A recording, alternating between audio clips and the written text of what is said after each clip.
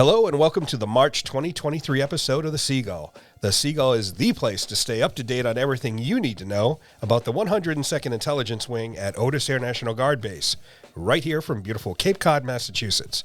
I'm Tim Sandlin from Public Affairs, and together with Tech Sergeant Jay Whitaker, we'll get you up to speed on what's going on here at the Wing. Just a footnote, before we get into the rundown, we have a special guest with us on the Seagull this month. I'd like to introduce our brand new PAO, Public Affairs Officer, Second Lieutenant Kevin Clancy is with us. How are you today, sir? I'm doing well, Sergeant Whitaker. Thank you for having me on this month's podcast. Thanks, Tim, for having me here as well. It's real exciting to be a part of this new team. I come from across the street with the 203rd Intelligence Squadron, where I was an all-source intelligence analyst, so it's kind of fitting that I'm a new PAO here at an intelligence wing, but I was fortunate enough to get selected for my commission about 6 months ago, finished up with OTS, and I'm real excited to be here, part of this team. We also have Tech Sergeant Kevin Nunes and A1C Julia Ahasey joining us in the PA shop, so it's exciting to be a part of a growing team. And that's great because you're coming from a team that deals with information and you're joining a team that deals with information. So content is king in this office, and you're going to get off to a great start, and we're looking forward to working with you. That's right. Thanks, Tim. This month's show features a roundtable discussion with members of the local chapter of Toastmasters. We hear a clip from our other podcast, Chevrons, where we spend some time with a panel of prior enlisted company-grade officers who tell us why they decided to jump from stripes to bars and what their experiences were like and how it's been since they made the transition. In honor of Women's History Month, we'll learn about Frances Fortune Grimes, a Women's Air Force service pilot who served right here at Otis.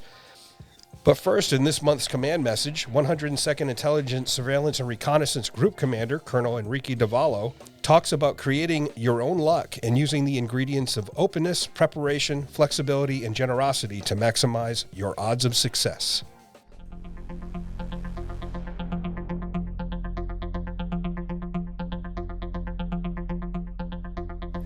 Hello, Team Otis. I'm Colonel Enrique Davallo, commander of the 102nd ISR Group, and it's my distinct honor and privilege to provide this month's command message, as March will be my last month as a member of the 102nd Intelligence Wing. It's a weird coincidence that my turn happened to come up for my final month during the same month where we celebrate St. Patrick's Day. In fact, the 17th will be my final day on base as a member of the wing. So you might almost say it's pure luck that this all lined up so well. And luck is exactly what I want to talk about.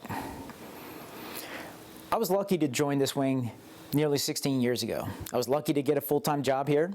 I was lucky to be a 2-time squadron commander, to get picked up for SE in residence, to work on the OSD staff, to be the only non-rated division chief at NORAD J3, and now to get to represent the nearly 6,000 ISR airmen across the Guard at the Air National Guard Readiness Center. Or was I? What I'd like to propose to you right now is that we make our own luck. And like that 4-leaf clover we all want to find, I say the luck we make for ourselves has 4 ingredients: openness, preparation, flexibility, and generosity. As you work to build a successful military career for yourself and those you lead, I encourage you to think about making your own luck with these ingredients to maximize your odds of success. When I say openness, I'm talking about being open-minded and having a growth mindset, about understanding that our current condition is not set in stone. Once we realize that we have the power to change it, that gives us the ability to envision alternatives. The opposite would be having a fixed mindset, where we're focused on all the things that keep us in our current situation. If you haven't read the book Mindset by Dr. Carol Dweck, I highly recommend it. It's essential reading for anyone who wants to be a high-performing individual. And if you're a parent, definitely pick it up. It will benefit both you and your children. Now, openness is great, but it alone won't bring us luck. Next, we need preparation. In the military, we talk about readiness all the time. Preparation allows us to be ready to do anything that our openness brings to us. I'm talking about whole person fitness here. For those of us that operate primarily in the physical world, that might mean physical fitness. For nerdy ISR types like me, maybe it's exercising our intellectual fitness through listening to podcasts, reading books, so we can make better informed analytical assessments. Anyone who's worked for me has definitely heard me talk about doing PME early and often. And of course, we all need to maintain our emotional, spiritual, mental fitness through whatever practices nurture our mental well-being. That's a lot of work. But well-rounded preparation ensures that we're ready for our good luck to arrive. And that luck may or may not show up in exactly the form we were thinking. So we need to have the third ingredient of flexibility. Many of you have heard me say that perfect is the enemy of good. Especially in the military profession, we want things to be just right, exactly to specification and in accordance with the instruction. Unfortunately, life just isn't like that. It's messy and always requires adjustment. So if we're willing to be flexible, we maximize our odds of long-term success. For example, I've been flexible with where I lived and what duty status I was in. That allowed me to jump back and forth between DSG, technician, AGR, here at Otis, in the NCR, Colorado Springs.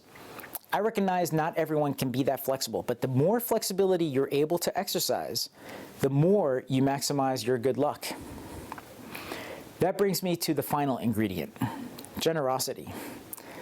I'll admit I didn't understand this one until my time at the Pentagon a few years ago.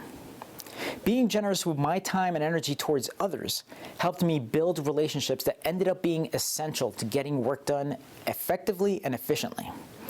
When I transitioned from being task-focused to people-focused, it helped me create the space for greater understanding.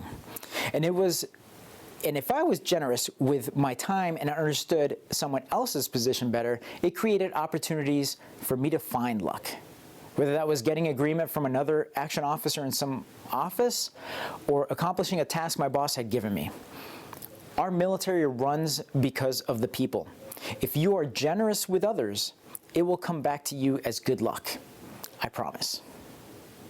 Finally, before I give up the mic, I'd like to point out that the 8th is International Women's Day, and the kickoff for the Department of the Air Force's Women's Air and Space Power Symposium, which is again virtual this year. I found last year's symposium to be very informative and inspiring, and invite all of you to tune in to any of the speakers and panel discussions. I also want to say thank you to the wing as a whole. I showed up here in October of 2007 knowing almost nothing about the Guard. I was welcomed into this, my second family, with open arms. And I need to thank all of you for contributing to what has turned into an amazingly successful career. Through your generosity, you made me a very lucky man. Thank you, and enjoy March Madness. Hey everybody, this is Tech Sergeant Jay Whitaker here with the Toastmasters panel, the Volume Toastmasters group. I am sitting here with, I'm going to let the panel introduce themselves today. We're starting to my right. Hello, my name is Ellie Russo. I work at Air Station Cape Cod. My name is Senior Kenny, and I work at Otis Air National Guard Base, and I am also the Sergeant at Arms for our local Toastmaster chapter. I'm Chief Master Sergeant Joseph O'Brien. I'm the Senior Enlisted Leader for the 202 Intelligence, Surveillance, and Reconnaissance Group, and I'm also the Vice President of Membership for the Volume Toastmasters Group on Joint Base Cape Cod. There we go. So I have basically I've asked these folks to come on down to the studio today here for the Seagulls podcast and just share what we do at Toastmasters. I've attended the meeting, so if you're looking for something different to do this year in 2023 to improve your public speaking skills or professional development, this is another route that you can go. Could we talk a little bit about how you got into Toastmasters or what maybe brought you there? I started Toastmasters at a different club, and I found it very useful. I started as a contractor civilian who worked with Toastmasters, and I worked alongside military members who were in that group, and I realized what the benefit was and how great it was both personally and professionally, and wanted to bring it to Joint Base Cape Cod and continue my own personal development. There we go. Well, thank you for sharing that. I mean, for me, it was the shirt. You were like, hey, you're the additional duty first sergeant. Come to Toastmasters with me, and I was like, okay. So, and I had a good first meeting, and I was like, all right, well, I'm here now. This is happening. So, what about you, Shirt? I actually heard about Toastmasters years ago when Colonel Ivers was talking about it, and I didn't know what that term meant. Are we saying toast in a meeting? What are we doing? So I did some research on it and realized that it was an actual developmental program.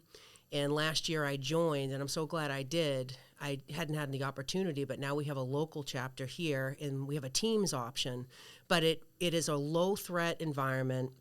You're with friends. It's a lot of fun, but it helps you improve your public speaking. And you become very sensitive when you go to other events after going to Toastmasters for a long time, and you pick up on all the ums and the ahs but you're in a forum with friendly people, and you don't feel like you're attacked. So it is a great time. Table topics is my absolute favorite part of the meeting, and we'll talk about that in a little bit. There we go. Chief? I joined kind of for the same reasons that Sergeant Kinney was just talking about. I wasn't really quite sure what Toastmasters was, but once I joined, it's more than just doing speaking and giving toast. Also, it's the developmental part, your leadership skills. We have different positions in the club that should be rotating, whatever, but it gives you some responsibility, some ownership, and some commitment to that club, and that also helps develop your leadership skills as well as the speaking aspect of it and preparing, the preparation part of it, and all those things I think come hand in hand with leadership, right? To help you to develop things and how to prepare and move forward. So that's the really a good part of this thing that I think people miss out on as well. Well, maybe when we're talking about the club, like not only is it going to improve your public speaking, but it's going to improve your leadership skills.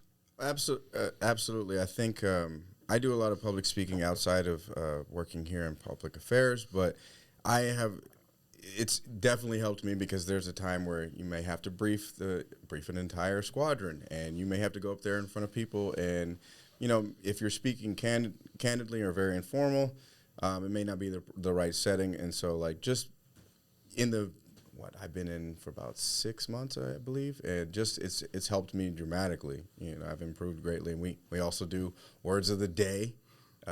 We have a grammarian. I still trip over that word. And we try to expand our vocabulary as well. So it is a helpful tool, especially if you're shy. Don't even worry about it. You're amongst friends. You get applause after almost everything. So, look, real quick. Sorry, I had one. I did have my questions. I'm editing this out in post. As far as don't grade this, please. Do we want to talk about what volume? Yes, stands for? actually, there we go. So could we talk? So volume is let's talk about that. That's an acronym, I believe, right? Correct. So volume stands for Voices of Leaders Unite, Motivate, and Excite. So in our military lives, we have so many acronyms. It seemed fun to add an acronym, volume, and the idea of being loud and being heard was a great way to pull those two pieces together. And then just looking at those words, voices of leaders. We're all leaders, whether we have the rank or the position. Motivate, we want to motivate each other. We unite together as a group, and then just do it excitedly.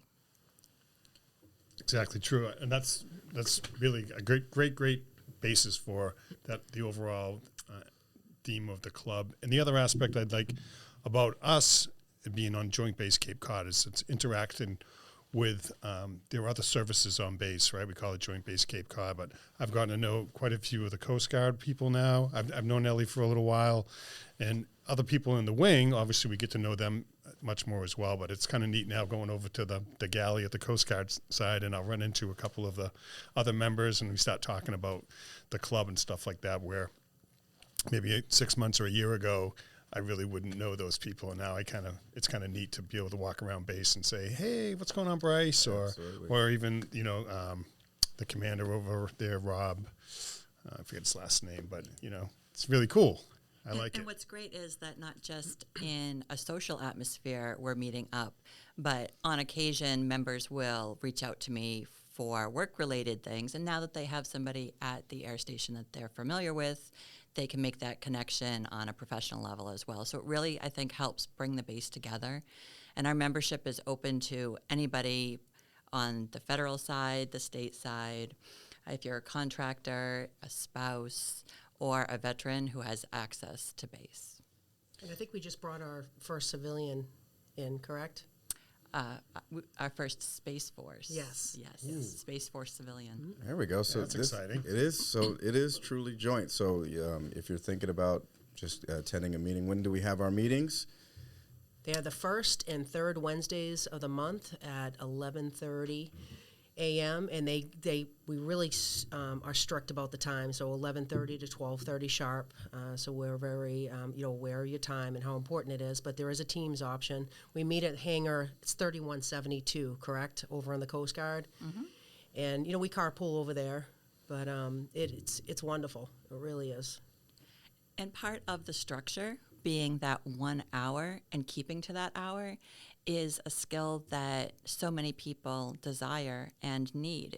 How many of us have been in a meeting that has gone well over its usefulness? and so what Toastmasters does and what our meetings do is they help us stay within our time frames, get to the point, and if we're going to work to be persuasive, do that in a timely manner. And that's something that we can use both personally and professionally, and hopefully reduce the time in our meetings. There we go.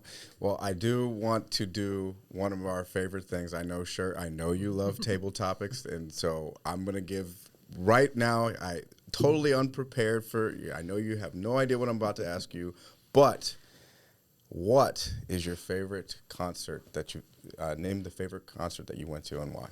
Absolutely. Last year, this past summer, I got to see Def Leppard, Joan Jett, Poison. They were amazing. So it just took me back to my, high school years with the big hair and the black eyeliner, and I wore leopard leggings, and I had a side ponytail, and it was an incredible concert. And I'll tell you, Guns N' Roses too, I had seen a couple of years ago. They are even probably better now than they were when I was in high school. And both of those concerts were just incredible. But this past summer was at Fenway, and it was outside, it was summertime, and all the songs that I knew in high school, and I went with my best friend, and she knew that we sang the songs, and we knew the words. It took me back. It was a great, great time. There we go. That was an impromptu. That was a table topic speech right there. There we go. I love it.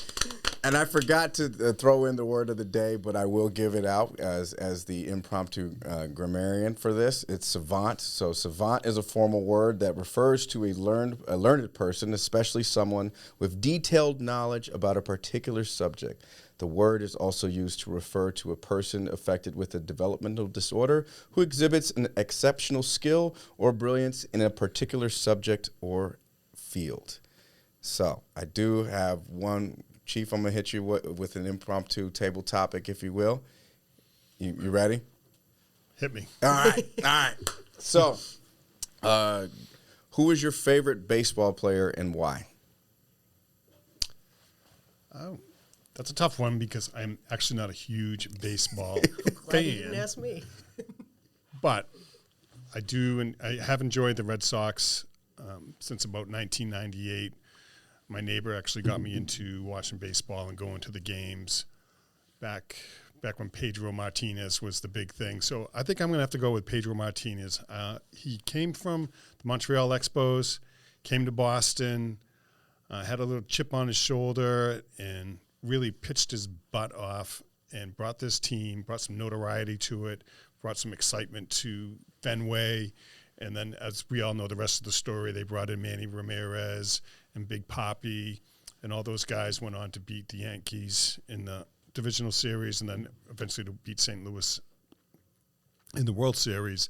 So thinking back, I think Pedro Martinez probably was one of my favorite Red Sox players, and still is to this day. He kind of gets involved with the community, and he's just truly a savant when it comes to throwing the fastball. There we go. I was waiting for it. I knew he was going to drop it in there. So, see, so if you're listening, if you just want to get up there and talk about Pedro Martinez or Def Leppard or anything else, Ellie, what is your favorite recipe to cook for a potluck?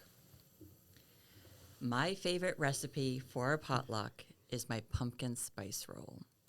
And I get not just coworkers, but family members who text and call me to make sure that I am preparing that for our potlucks at work and our holiday events. So this pumpkin spice roll, you would think that maybe it was an old family recipe or that I found it in a cookbook, but really it's on the back of the label of the canned pumpkin. So when I'm out shopping for ingredients, it's super easy. I go to the pumpkin can, and then I go to the back and I find all those items in the grocery store. It is cooked from scratch. I absolutely love it. It's easy enough, but because it is baked from scratch, people feel that it's super labor intensive and that you've worked real hard, and they're very appreciative that you have created it. And what I do is I put it on this plate that is my pumpkin spice roll plate. And it has little acorns and leaves around it, giving that fall foliage look. And I cut it up in nice slices and then put it back in the fridge so it gets hard in the areas where the frosting is. And then I'll bring it to work and put it right by the coffee pot, because there's nothing better than a nice, sweet pumpkin spice roll and a cup of coffee. So that is the recipe that I enjoy making and that everybody enjoys consuming.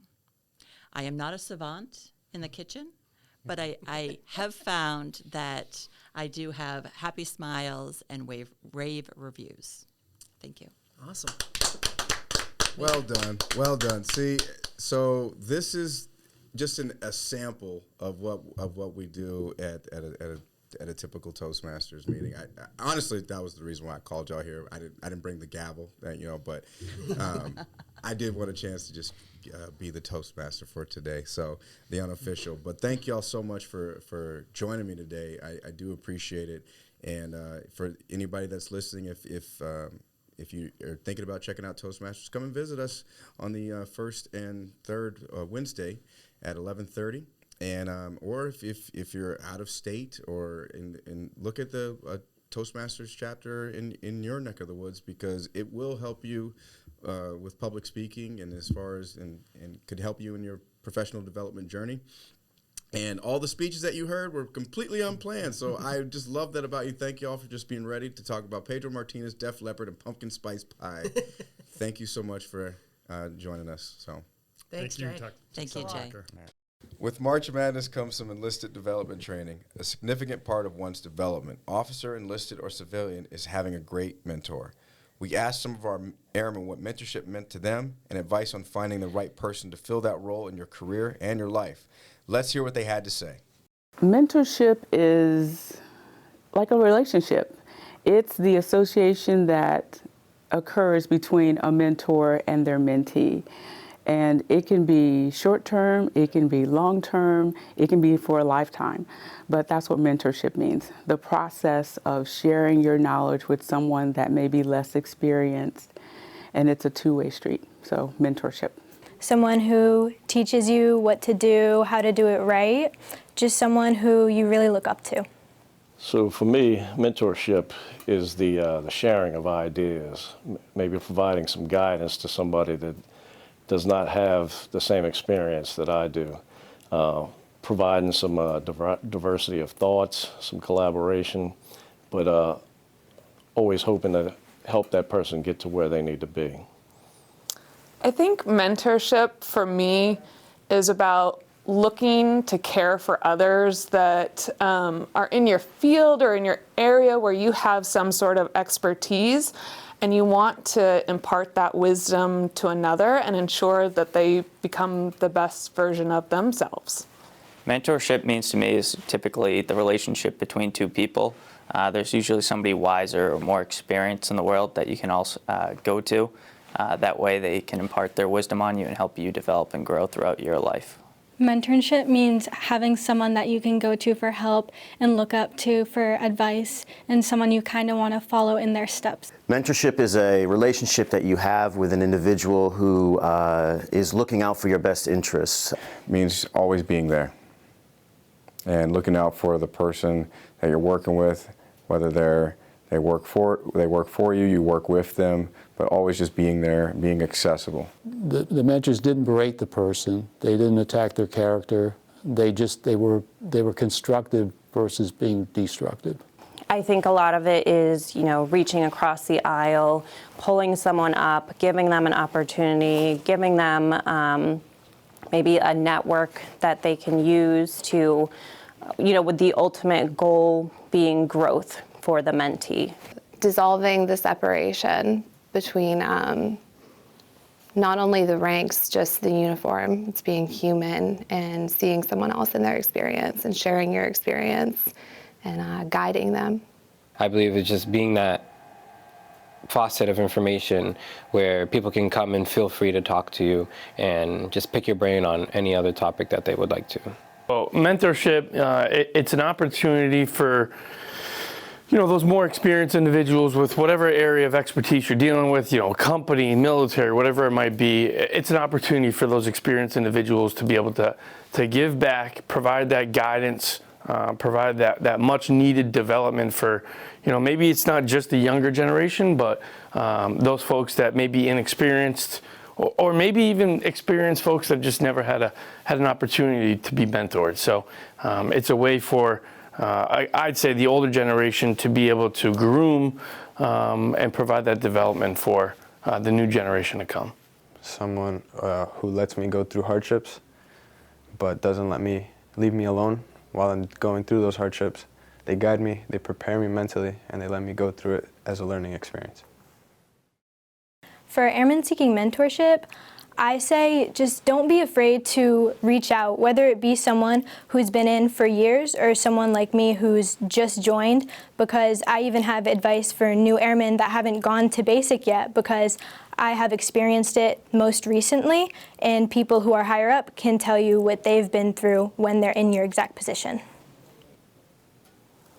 I think airmen seeking mentorship need to look in whatever area where you're looking to develop and see who you naturally look to as a leader, not just their work ethic, but who they are as individuals, who you can open up to, who you can talk to, who takes an interest in you. So it's looking around at who that's really natural with, and being bold enough to ask some of those questions, and knowing, again, that that's not a weakness to ask those questions, but that it's important. And also know that most people who might become your mentor or a mentor actually love to answer those questions.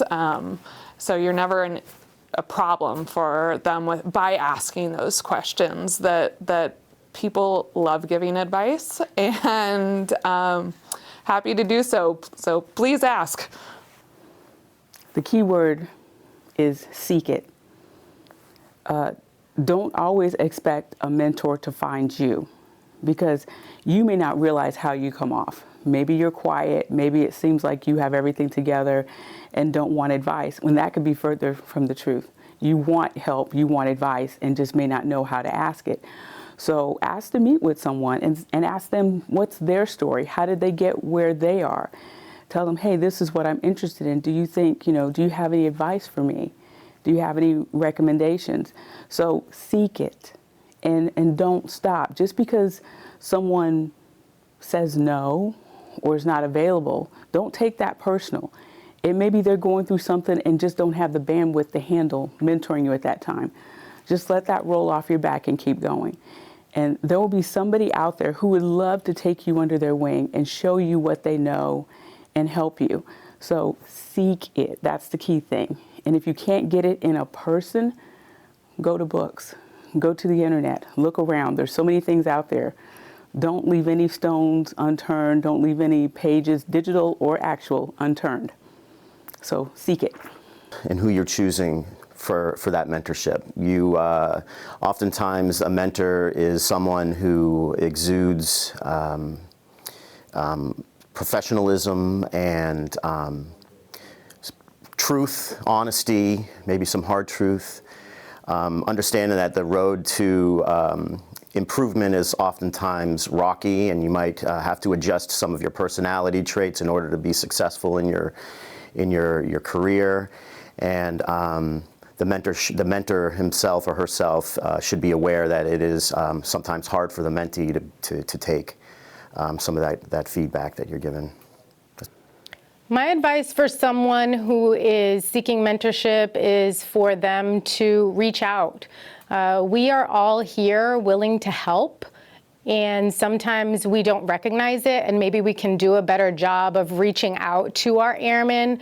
Everybody is giving of their time, of their knowledge. If you just simply ask the question, and it doesn't have to be a cheesy, will you be my mentor type of situation, to strike up a conversation. Ask somebody about a process, ask somebody about their hobbies, let somebody know what you're interested in, and that way they can talk to you about their life and their experiences, because ultimately it's all about sharing our lives, our experiences, and that's how we grow and that's how we learn. Go out there. If you don't know anyone who can mentor you, start asking the questions, ask your chain of command, network. It's all about networking and just talking to people, opening up those conversations for yourself. Think about what success looks like to you. You know, a good mentor for me might not be a good mentor for you if you're looking for something specific, or, you know, if you know where you want to go in life. I would say to be open to other types of mentors and kind of go out there, network, and find someone that works for you. First and foremost, I say you can't judge a book by its cover. Like, especially if you're a young airman, you see a chief with the white hair, you have to understand that he's got a lot of experience, and it's much easier when they're easy to talk with. But always got to have an open mind, be able to share between each other. But again, my biggest thought is never judge a book by its cover. You'll find that you can learn more from somebody that does not act, sound, or look like you. Find someone that you have a strong connection with, or you look up to, or you respect. That they're, take their advice and their support and use it as a tool. Also, make sure you find someone that's willing to invest the time in you, because if you don't get that person that's willing to invest that time, it's not going to work. You're not going to, the mentorship is not going to be there. You're not going to create that connection that you need to move on or be, in your life or in your career. If you're an airman seeking mentorship, seek it out. Continuously ask. You don't ask, you don't get. So if you want to make changes in your career, it's at the end of the day, it's your career. I would say feel free to reach out to anyone. Almost anyone would be honored to be a mentor. So just asking them will make them feel good, and no one's going to tell you no. Before we go, here's a bit of a preview of our other podcast, Chevrons. From junior enlisted to senior leaders and those in between, we interview notable individuals to address everyday challenges and the hurdles the enlisted force faces. In this episode, we welcome a panel of prior enlisted commissioned officers to discuss enlisted commissioning, the process, the rewards and challenges of swapping stripes for bars. The company grade officers on this panel share their experiences with the process and provide advice for enlisted personnel considering crossing over to the officer corps.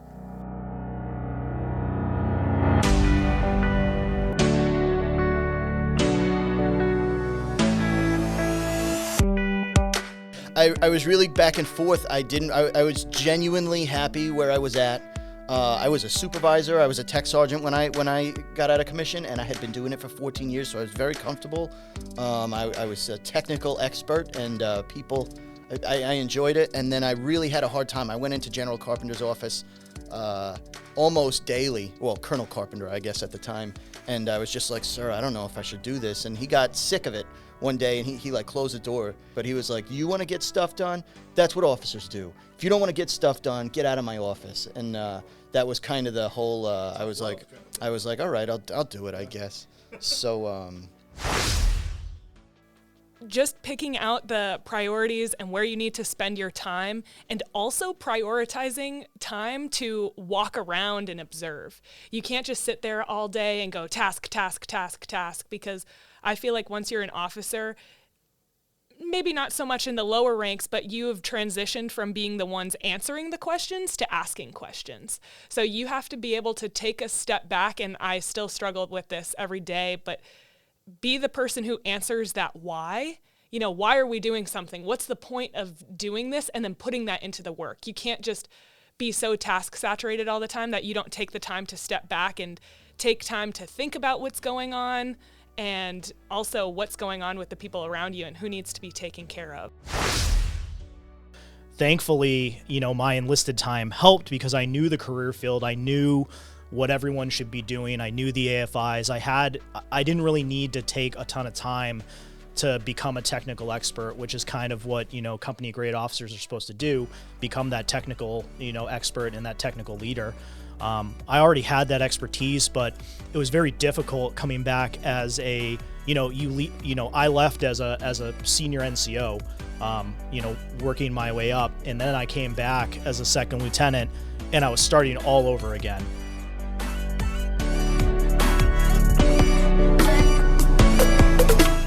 I'm like, sir, we should have had you on that episode. Yeah. Well, it was during the week. Were you going to come in from Maryland for it? Hey, if you guys ever need a sound bite, yeah, I'm always available. I work remotely, so hit me up. There we go. March is Women's History Month.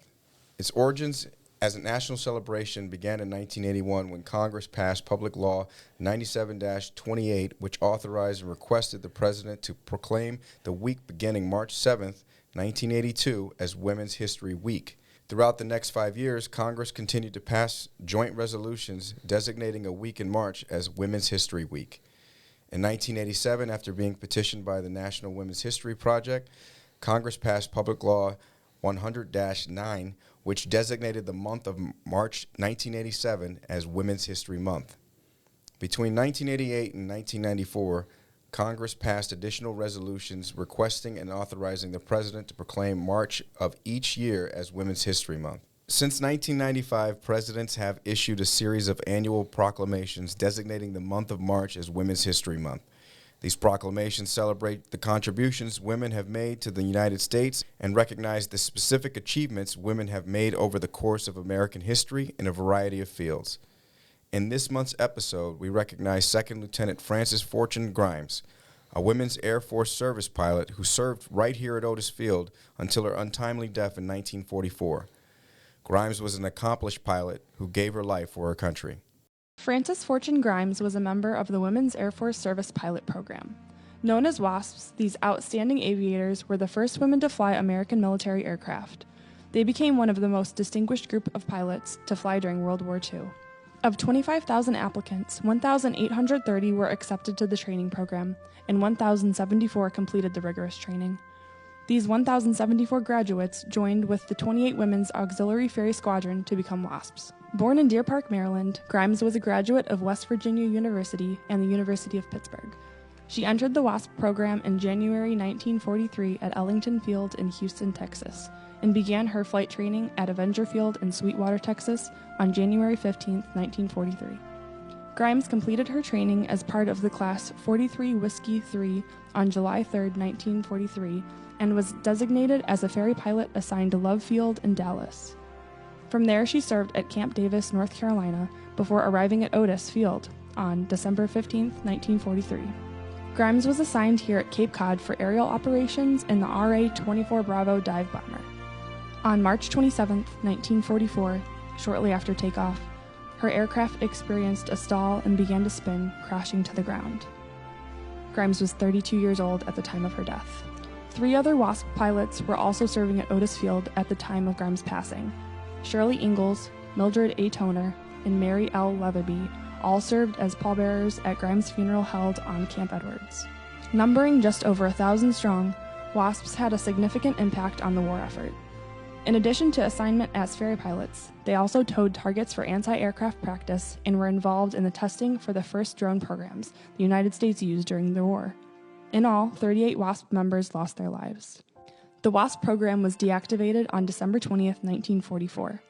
During their time of service to the nation, they were not recognized as part of the armed forces, and they received neither veteran benefits nor status. In 1977, President Carter signed legislation providing veterans status for WASPs, qualifying them for benefits offered by the Veterans Administration. On July 1, 2009, WASPs were awarded the Congressional Gold Medal by President Barack Obama. This month, we recognize the bravery and sacrifice these women of distinction made contributing to the war effort. The contributions of these pioneer pilots, such as Frances Fortune Grimes, are an inspiration to all airmen and epitomize the Air Force core values of integrity first, service before self, and excellence in all we do. So, the nice weather is finally arriving. March 20th marks the first day of spring, and with that, Jay, may I add that you're looking dapper today. Oh, yeah. Did you know that the 1st of March is World Compliment Day? Oh, well, thank you. You know, you look great. I like what you're doing with your hair. Well, thank you. Thank you. LT, you know, you're looking sharp. Appreciate that, Sergeant Whitaker. Yes, thank you. No, I'm just... I love you guys. So, March 3rd, actually the day we record this, is National Anthem Day. However, it's also National Day of Unplugging. So if you need the lyrics, make sure you look them up before you disconnect. I still will always love Whitney Houston's national anthem at the Super Bowl. Which Super Bowl was that? Was it Baltimore? The one that probably had the Patriots in it. Well, which one didn't? Which one? Did I say that? Great. All Are we right. keeping this? He's probably gonna keep it. You know, funny. You know, you're hating on the Patriots. You hate them. No, I'm just. You know, you're fighting them tooth and nail. Which March 6th is National Dentist Day. Okay. And March 7th is Flapjack Day. I have to ask the panel, what's the difference between a pancake and a flapjack? Anybody know? We're splitting atoms over here. I think a flapjack is made with love. A pancake is made at IHOP. Oh, International House of should be flapjacks. Yeah, but there's not a lot of love there sometimes. Moving right along, March 12th is Daylight Savings Time. Do you think that's going to pass, or are we going to be changing the clocks again this year? I don't know. Keep talking about it, moving it, like eliminating it, I mean. Right? Until it happens, Tim, I think we're sticking as is. So no time travel, or maybe time travel this year. I wouldn't want to set us back. Oh, touche. Yeah, moving forward. March 14th, of course, everyone knows, you know, one of the favorite holidays out there every year is National Pie Day, P-I, pie. Yeah, and our also a local favorite is March 17th, which is St. Patrick's Day. Anybody got any comments on St. Patrick's Day? I mean, it's all green to me. I'm still new to Massachusetts, so I'm a bit. Yeah. I'm excited to celebrate, I guess. Maybe get a Shamrock Shake or whatever. Oh, you know what? Shamrock Shake. I have not heard anything about the Shamrock Shake, and here we are March 3rd, and nothing. Are they offering it this year? I don't know. They need to bring it back. I'm just saying. So March 18th is National Sloppy Joe Day and National Corn Dog Day and Awkward Moments Day. Yeah. Like this one that we're having right now. Okay, well, if you've got a dog, right? Yeah. Okay. It's March 23rd is National Puppy Day. Okay. Yeah. It's my dog's 1.5-year birthday today. Fantastic. It's a big day for him, little Reggie. Year and a half. Year and a half. He's still kind of a puppy, right? Pretty much. Yeah. What kind of dog do you have? He's a little border terrier. Okay. Yeah. All Think the dog from Anchorman, Ron Burgundy. Yeah. That's Reggie. Yeah. I'm outnumbered. I'm a cat guy. Okay. We don't have any cat. I ran completely out of cats recently. So wow, running it back to that awkward moment day. There. Right, exactly. And March 31st is Crayon Day. There you go. And I was thinking about Rodney Norman. Oh yeah. His favorite crayon is orange. His favorite crayon is orange. Yep. That's for those listening. Go back and listen to the. Is it like 6 months ago on Seagull? Go find it. It's a great episode. Great Rodney episode. Norman interview. Comedian and former Marine Rodney Norman. Check that one out. One of my early mentors in the military and in comedy. Good friend. And I just want to point out a couple of weekly observances this month. The first week of March is National Invest in Veterans Week, which is pretty solid. That's pretty cool. National Procrastination Week is the first 2 weeks of March, or whenever's convenient. Wait, yeah, I was like, that sounds like a regular week in the PA shop. And then, of course, the third full week of March is National Introverts Week. So I don't have much to say about that. Me either. So with that, thanks for listening to The Seagull. See you back here for the April RSD. Thank you, gentlemen, for joining the podcast today. Of course, anytime, Tim. Thank you. Happy to be here. All right, happy March. For more news from the 102nd Intelligence Wing, visit our website at www.102iw.ang.af.mil/links or search for 102IW on any major social media platform.